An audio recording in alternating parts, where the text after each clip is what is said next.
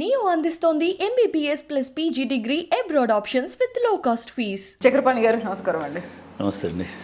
చక్రపాణి గారు, తెలంగాణలో BJP graph పడిపోయింది. దానికి ప్రధాన కారణం చేజేతులా వాళ్లే చేసుకున్నారు, స్వయంకృత అపరాధమే అనేది.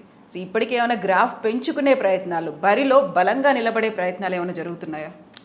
అంటే నిజానికి బీజేపీ మీరు అన్నట్టుగా అంటే గ్రాఫ్ పడిపోయిందా, అసలు అంతకుముందు గ్రాఫ్లో ఎక్కడున్నారు వాళ్ళు, నిజంగానే ఎన్నికల రంగంలో ఏ రకంగా ఉంటారు అనేటువంటిది డిఫరెంట్ ఇష్యూ. కానీ ఎందుకో బీజేపీ నీరసపడిపోయింది అనేటువంటిది మాత్రం వాస్తవం. అంటే ఏ మాట కమాట చెప్పుకోవాలి. బండి సంజయ్ ఉన్నప్పుడు కనీసం ఎక్కడో ఒక దగ్గర ఒక శబ్దము, ఎక్కడో ఒక దగ్గర అలజడి, ఎక్కడో ఒక దగ్గర ఏదో ఒక చిన్న ఇది జరిగేది. మీరు గమనించినట్టయితే అది ఒక అంటే బీజేపీకి సంబంధించినటువంటి ఎగ్జిస్టెన్స్, బీజేపీకి సంబంధించిన ప్రజెన్స్ మీడియాలో ఉండొచ్చు, సోషల్ మీడియాలో ఉండొచ్చు, మీటింగ్లో ఉండొచ్చు, యాత్రలో ఉండొచ్చు, బండి చక్రాలు ఎప్పుడూ ఆగలేదు. ఏదో ఒక రకంగా ఆరోపణలు చేసుకుంటైనా అందులో పస ఉందా పస లేదా, మాట్లాడే దానిలో అర్థం ఉందా అర్థం లేదు, ఈ చర్చలోకి పోకపోయినా కూడా శబ్దం అయితే వినపడేటిది. బండికి సంబంధించిన శబ్దం ఏదో ఒక చోట వినపడేటువంటిది. మీరు ఈ నెల రోజుల నుంచి చాలా స్తబ్దుగా ఉండడం ఒక ఎత్తు. అంటే అన్ని పార్టీల్లో అట్లాంటి రిట్రీట్ ఉంటుంది. కొంత మళ్ళీ ఏదో అంతర్మదనం ఉండొచ్చు, కొత్త చైర్మన్, కొత్త ప్రెసిడెంట్, కొత్త కార్యవర్గం, బహుశా ఇవన్నీ ఇప్పుడు జరగకపోవచ్చు. ఎందుకంటే Kishan Reddy is very much busy. ఆయన ఒక సెంట్రల్ మినిస్టర్. ఆయనకు పూర్తి స్థాయిలో వచ్చి గల్లీలలో పంచాయతీలన్నీ తెలుసుకునేటువంటి టైం ఉంటుందని నేను అనుకోవడం లేదు. మరి ఎందుకు అంటే బీజేపీ స్ట్రాటజీ ఏమిటి? బీజేపీ తెలంగాణను వదిలేసుకుంటుందా? బహుశా తెలంగాణనే కాదు, సౌత్ ఇండియాలో అంతా మనం టైం పెట్టాల్సిన అవసరం లేదు. ఎందుకంటే డెఫినెట్గా బీజేపీకి ఒక హోప్ లేనటువంటి గేమ్ ఆడాల్సిన అవసరం లేదు. ఏమాత్రం విజయ అవకాశాలు లేని చోట రంగంలోకి దిగాల్సిన అవసరం లేదు అనేది బీజేపీ అనుకుంటుందని నాకు అనిపిస్తుంది. ఎందుకంటే బీజేపీకి రాజస్థాన్ మధ్యప్రదేశ్ చాలా కీలకం కాబోతున్నారు. ఎందుకంటే అక్కడ పవర్ నిలబెట్టుకోవాలి. రెండవది రాజస్థాన్ ఇంకా కీలకం కాబోతుంది. ఎందుకంటే అక్కడ కూడా పవర్లోకి రావాలి. ఛత్తీస్గఢ్ అంటే చిన్న రాష్ట్రం అనుకుందాం, ఛత్తీస్గఢ్ కూడా వాళ్ళు అంతే ఇంపార్టెన్స్ ఇస్తున్నటువంటిది. ఈ 3 చోట్ల గతంలో బీజేపీ ఉండింది, ఇప్పుడు బీజేపీ ఉండింది. ఈ 3 వాళ్ళ రాజ్యాలు, వాళ్ళ రాష్ట్రాలు. కాబట్టి ఎక్కడైతే వాళ్ళకు బలం ఉందో, ఎక్కడైతే విజయావకాశాలు ఉన్నాయో, ఎక్కడైతే గట్టి టీం ఉందో అక్కడే యుద్ధం చేయాలనేటువంటిది బీజేపీకి ఉన్నటువంటి ఆలోచన అనేటువంటిది అర్థమవుతుంది.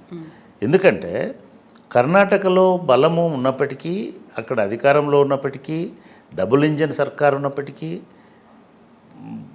కర్ణాటక మీద విపరీతమైన టైం పెట్టింది బీజేపీ. విపరీతమైన రిసోర్సెస్ పెట్టింది, విపరీతమైన మొబిలైజేషన్ పెట్టింది. ప్రైమ్ మినిస్టర్ని ఏకంగా ఒక 10 రోజులు, 20 రోజులు, నెల రోజుల పాటు తిప్పి రోడ్ షోస్, ఇంటింటికి రోడ్ షోస్ కాదు, స్ట్రీట్ షోస్. రోడ్ షో అనేది ఒక పొలిటికల్ టర్మినాలజీ. బెంగళూరులో అయితే స్ట్రీట్ షోలే జరిగినాయి. అంత చేసినా సరే వాళ్ళు అక్కడ అధికారం దగ్గర కూడా రాలేకపోయినారు. ఇది బీజేపీకి ఒక పెద్ద అంతర్మదనానికి కారణమైందని నేను అనుకుంటున్నాను. బహుశా తెలంగాణని ఒక రకంగా వదిలేసుకుంటున్నారు అనేటువంటి సూచన కూడా బీజేపీ చేస్తున్నదని నేను అనుకుంటున్నాను. ఇది మొదటిది. రెండవది, బీజేపీకి తెలంగాణలో గెలవడం కంటే, ఆంధ్రప్రదేశ్లో గెలవడం కంటే ఇక్కడి ప్రభుత్వాల మద్దతుతో రేపు 2024 ఎలక్షన్లలో మోదీ మళ్ళీ ప్రధానమంత్రి కావడం చాలా ఇంపార్టెంట్. ఇక్కడ ఈటల రాజేంద్ర ముఖ్యమంత్రి అవడమో, లేదా బండి సంజయ్ ముఖ్యమంత్రి అవడమో, కిషన్ రెడ్డి ముఖ్యమంత్రి అవడమో పెద్ద ఇష్యూ కాదు వాళ్ళకి. అయినా అసలు అయ్యే హోప్ లేదనేది అందరికీ తెలుసు, వాళ్ళకు కూడా తెలుసు. కానీ ప్రైమ్ మినిస్టర్గా నరేంద్ర మోదీ ఉండడము, లేదా రాహుల్ గాంధీని అడ్డుకోవడము అనేది చాలా చాలా చాలా కీలకమైనటువంటి అస్త్రము, అంశము అని నేను అనుకుంటున్నాను. అందులో భాగంగానే ఒక 3 నెలలుగా బీజేపీ వ్యూహాలన్నింటినీ రచిస్తుంది అనేటువంటిది ఇప్పుడున్నటువంటి డెవలప్మెంట్స్ని చూస్తే మనకు అర్థమవుతాం. చాలామంది బీజేపీ వాళ్ళు ఆరోపిస్తున్నట్టుగా, బీజేపీ వాళ్ళు ఆరోపించి బీజేపీ వదిలేస్తున్న వాళ్ళు చెప్తున్నట్టుగా కవిత మీద కేసులు పెట్టరు. అదొకటి జరుగుతుంది. రెండవది, మీరు గమనించినట్టయితే ఆ వేడి కూడా బీజేపీ బీఆర్ఎస్ మధ్యలో తగ్గిపోయింది. కేటీఆర్ గారు 20 ట్వీట్లు 15 ట్వీట్లు 10 చాలా బలం. నిజానికి భారతీయ జనతా పార్టీని, ముఖ్యమంత్రి నరేంద్ర మోడీని ఒక పూర్తి స్థాయిలో ధ్వజమెత్తినటువంటి వ్యక్తి కేటీఆర్ గారు.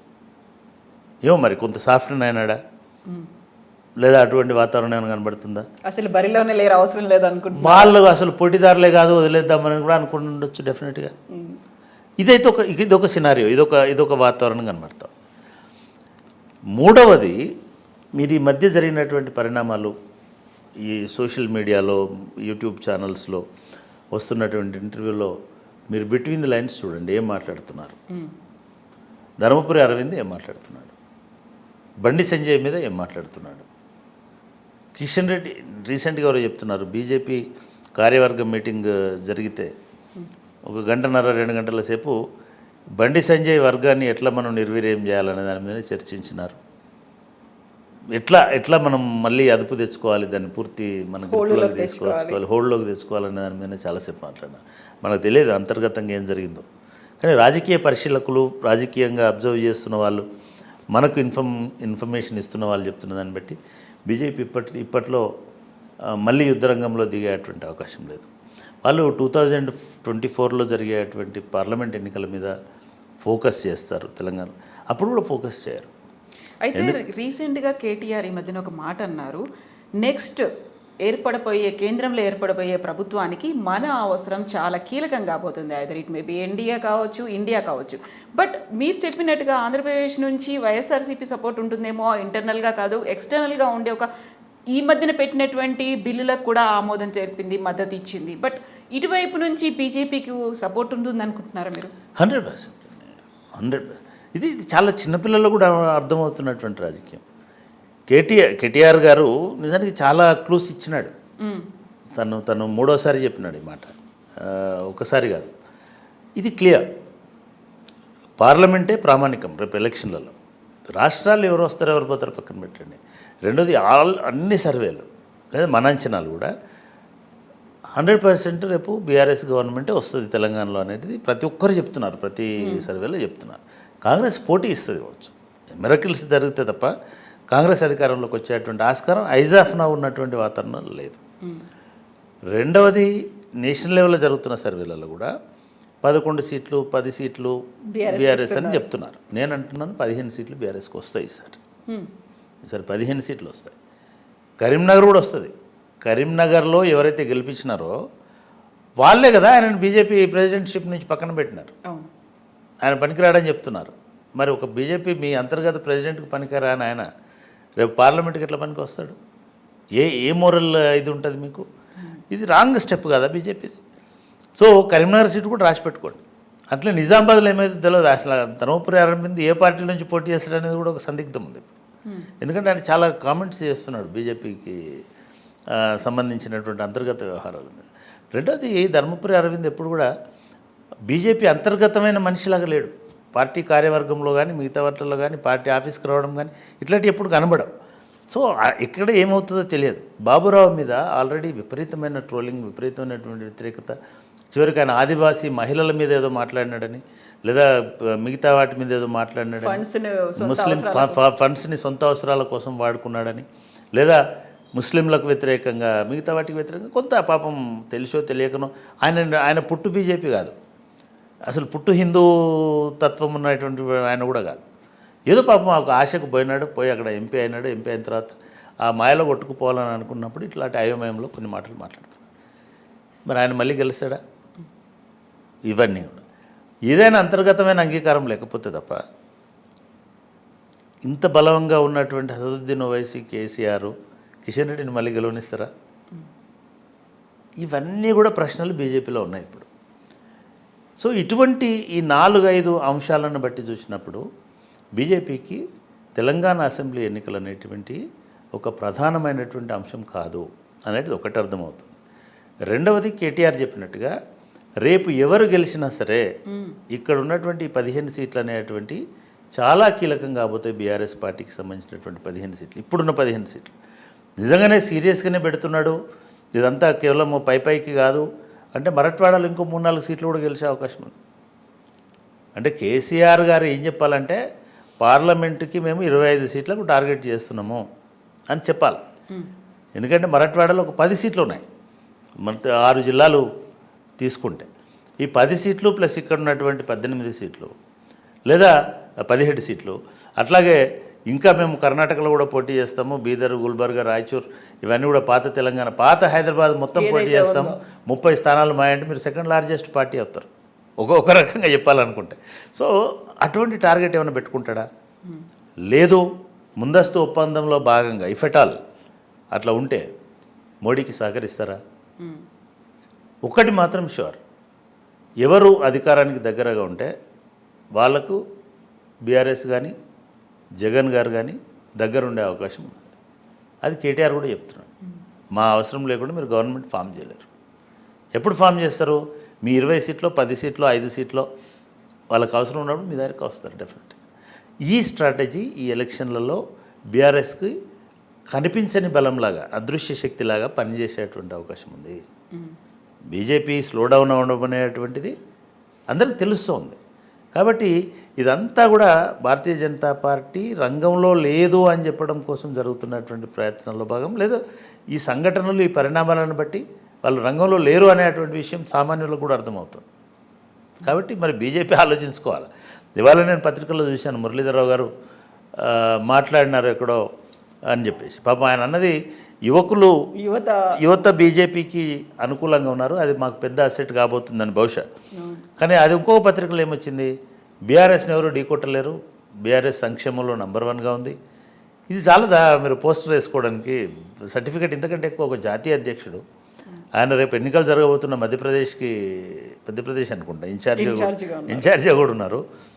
అంటే వీళ్ళు అందరూ కూడా దీన్ని బీఆర్ఎస్కి ఈ రాష్ట్రాన్ని అప్పగిస్తున్నారు బీజేపీ వాళ్ళు అనేటువంటి ఒక ఇండికేషన్ చాలా బలంగా ప్రజల్లోకి పోవడానికి ఇటువంటి స్టేట్మెంట్స్ అనేవి ఉపయోగపడుతుంది. అయితే కీలకంగా బీజేపీ ఒక కామెంట్ కూడా చేసింది, సీనియర్లు ఎవరైతే ఉన్నారో ఇప్పుడున్నటువంటి ఎంపీలు, జాతీయ స్థాయి లీడర్లు అందరూ కలిసి అసెంబ్లీకే పోటీ చేయాలి అనేది ఒక టార్గెట్ కూడా వాళ్ళు ఫిక్స్ చేసుకున్నారు. అది వర్కౌట్ అవుతుందా? అంటే వాళ్ళు ఎన్ని స్ట్రాటజీస్, ఎన్ని రకాలైనటువంటి ప్రయత్నాలు, ఎన్ని రకాలైనటువంటి రథయాత్ర అనేది కూడా వినిపిస్తుంది, 3 కీలకమైనటువంటి లీడర్ల రథయాత్ర చేస్తారు అనేది. ఇప్పుడు వీళ్ళు రథయాత్ర జిల్లాలకు పోయేటసరికి ఎంతమంది ఆ జిల్లాలో ఉంటారనేది కూడా ఆలోచించాలి. ఎందుకంటే నేను పత్రికల్లో చదివాను, మహబూబ్ నగర్ జిల్లా నుంచి 3 మాజీ ఎమ్మెల్యేలు, బహుశా ఎన్ఎం శ్రీనివాసరెడ్డి అండ్ టీం అయి ఉండొచ్చు, లేదా మరి మాజీ ఎమ్మెల్యేలు 3 అంటే 3 కనబడుతున్నారు మహబూబ్ నగర్లో. ఒకరు వెరీ పాపులర్ మహిళా నాయకురాలు, కాంగ్రెస్ నుంచి బీజేపీ పోయిన డీకే అరుణ గారు, రెండోది ఎన్ఎం శ్రీనివాసరెడ్డి గారు, మూడోది ఎంపీ జితేందర్ రెడ్డి గారు, అంతకుముందు ఎమ్మెల్యేగా కూడా ఉన్నారు. ఇంకా మిగతాలో ఎవరు నా దృష్టికి అయితే కనబడతలేరు. మరి పత్రికలో వచ్చిన వాస్తవం అయితే అక్కడ ఎవరు రథయాత్రను ఆహ్వానించాలి, ఎవరు మీ ఎంబడి నడవాలి అంటే ఇట్లా అన్ని జిల్లాల నుంచి. ఆల్రెడీ మీకు రంగారెడ్డి జిల్లా నుంచి చంద్రశేఖర్ గారు వెళ్ళి కాంగ్రెస్లో చేరకముందే ఆయనకు టికెట్ అనౌన్స్ చేసినారు, ఢిల్లీ నుంచే వచ్చేసింది. బహుశా మొత్తం కాంగ్రెస్ పార్టీలో టికెట్ వచ్చిన మొట్టమొదటి క్యాండిడేట్. ఆయనకు 2 స్థానాలలో ఎక్కడి నుంచైనా మేము ఇస్తామని చెప్పేసి ఆఫర్ చేస్తున్నాం. డెఫినెట్గా అట్లాంటి వాతావరణం రావచ్చు. డీకే అరుణ గారు ఒకప్పుడు చక్రం తిప్పినారు, మొత్తం తెలంగాణలోనే టాప్ పవర్ఫుల్ లీడర్గా కాంగ్రెస్ పార్టీలో రాజశేఖర రెడ్డి, కిరణ్ కుమార్ రెడ్డి గవర్నమెంట్లలో పనిచేసినారు. మరి ఆమె పోయి వార్తలు నిజమైతే మనమేమి చెప్పట్లే వాళ్ళు పోతారని, కానీ వార్తలు నిజమైతే పోతే ఆమెకు తిరుగు ఉండదు. ఆమె వల్ల లాభం కూడా జరుగుతుంది, కాంగ్రెస్ పార్టీకి 2-3 నియోజకవర్గాలలో కొంత బలం వస్తుంది. సో అట్లా మిగతా పార్టీలలో ఉన్నటువంటి మిగతా నాయకులు ఏమవుతారు, ఎక్కడ ఉంటారు? చాలామంది ఇప్పటికీ బండి సంజయ్ని తీసేయడం పట్ల అసంతృప్తితో ఉన్నారు, అసలు దాన్ని ప్రశ్నిస్తున్న వాళ్ళు కూడా ఉన్నారు. ఇదొక పార్ట్. రెండవది, ఈటెల రాజేందర్ గారి పాత్ర ఏంటిది, ఏముండబోతుంది? ఆయన ఎలక్షన్ కమిటీ మేనేజ్మెంట్ కమిటీ చైర్మన్గా పెట్టిన నిజమే, ఆయనకి ఏం పవర్ ఇస్తున్నారు, ఏం పని చెప్తున్నారు? ఇది జరిగి 1 రోజులు 2 నెలలు అవుతుంది, ఆయన ఏ పనిలో ఇప్పటివరకు జోక్యం చేసుకోవడం చూడలే. అంటే కేవలం ఆయనకున్నటువంటి ఇమేజ్, ఆయనకున్నటువంటి మంచితనంతో ఎన్నికల్లో గెలవలేరు. మొత్తం 100 స్థానాలు, అసలు ఎన్ని స్థానాల్లో పోటీ చేస్తారనే స్పష్టత ఉందా బీజేపీ? అన్ని స్థానాల్లో పోటీ చేస్తారా? పోటీ చేస్తే మీ కసరత్ ఏది? మీ ఎలక్షన్ కమిటీ ఏం చేస్తుంది? మీరు ఎప్పుడు లిస్టులు ఇస్తున్నారు? ఈ వాతావరణం కనబడట్లే. కనబడకపోగా బీజేపీ నుంచి వీళ్ళు వెళ్ళిపోతున్నారు, బీఆర్ఎస్లో కొంతమంది క్యూలో ఉన్నారు, అదేవిధంగా ఎక్కువ మంది కాంగ్రెస్ వైపు పోతున్నారు. ఆల్రెడీ నల్లగొండలో జిట్టా బాలకృష్ణారెడ్డిని మీరే పొమ్మన లేకపోబెట్టినారు. సస్పెండ్ చేసి ఆయన పాపం ఒక పార్టీ పెట్టుకొని వచ్చి బీజేపీలో కలిసినాడు. ఓ. ఆమెతో పాటు రాణి రుద్రమ గారు వీళ్ళందరూ కలిసి బీజేపీని బలోపేతం చేస్తామని ప్రతిజ్ఞ చేసినారు. ఆయన షోకాజ్ నోటీస్ కాదు, ఆయన దగ్గర కూడా రానిరు. ఇప్పుడు ఆయన మళ్ళీ ఆయనను కాంగ్రెస్లోకి తీసుకోవాలి, అనిల్ కుమార్ రెడ్డి అక్కడ బీజేపీలో బీఆర్ఎస్లోకి వెళ్ళిపోయినాడు కాబట్టి రేపు పార్లమెంటు అభ్యర్థిగా ప్రొజెక్ట్ చేయాలి. కోమటిరెడ్డి ఒప్పుకుంటాడా అక్కడ అనేది ఒక సమస్య. అంటే మీకు నల్లగొండలో వచ్చినటువంటి నాయకులు వెళ్ళిపోతున్నారు, మహబూబ్నగర్లో వచ్చినటువంటి నాయకులు వెళ్ళిపోతున్నారు, నిజామాబాద్ ఆదిలాబాద్లో కూడా వీక్ అయ్యే సూచనలు కనబడతా ఉన్నాయి. ఇవన్నిటిని చక్కదిద్దేటువంటి పటిష్టమైన నాయకత్వం ఉందా? ఒకవేళ అట్లున్నా కూడా మీ కేంద్ర అధిష్టాన వర్గమో మీ కేంద్ర పార్టీ మిమ్మల్ని అనుమతిస్తున్నదా? ఎందుకంటే మోదీ ముఖ్యమంత్రి కావడం, ప్రధానమంత్రి కావడం ముఖ్యమా, మీరు ఎన్నికలలో కొట్లాడడం ముఖ్యమా అనేటువంటి డైలమాలో ఉన్నట్టుగా కనబడతా ఉంది. సో కాబట్టి నేను అనుకోవడము బీజేపీని పెద్దగా ఎవరు కూడా కాపాడేటువంటి వాతావరణం అయితే కనబడతలేదు తెలంగాణలో. ఎస్ అండి, థ్యాంక్ యూ సో మచ్.